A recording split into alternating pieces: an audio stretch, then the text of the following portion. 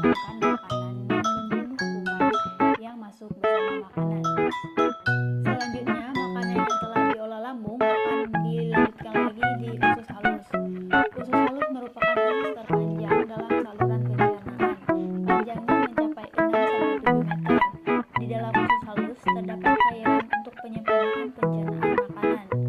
Usus halus sendiri terdiri dari 3 bagian. Yang pertama, usus 12 jari atau duodenum yang berfungsi mencerna makanan dengan bantuan getah pankreas dan getah empedu.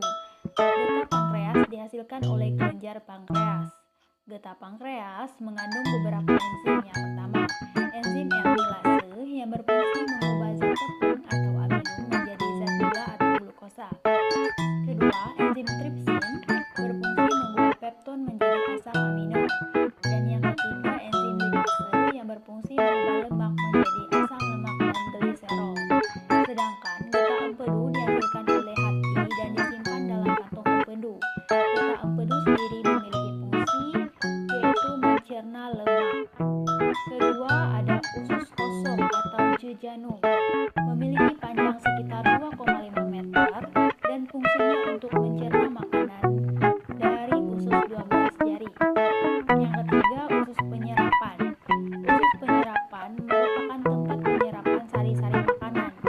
Di seluruh permukaan dindingnya terdapat ujung-ujung pembuluh darah yang menyerap sari-sari makanan. Kemudian, sari makanan akan diedarkan melalui aliran darah ke seluruh bagian tubuh. Setelah itu, sisa makanan yang dicerna masih berlanjut ke usus besar. Usus besar berfungsi menyerap cairan, vitamin, dan mineral dari sisa-sisa makanan yang telah diserap oleh usus halus. Pada usus besar terdapat bakteri yang berguna untuk tubuh, namanya bakteri E. coli. Bakteri ini berfungsi untuk membantu proses pembusukan sisa makanan. Proses pembusukan sisa makanan akan menghasilkan kotoran atau feses yang kemudian akan dikeluarkan melalui anus.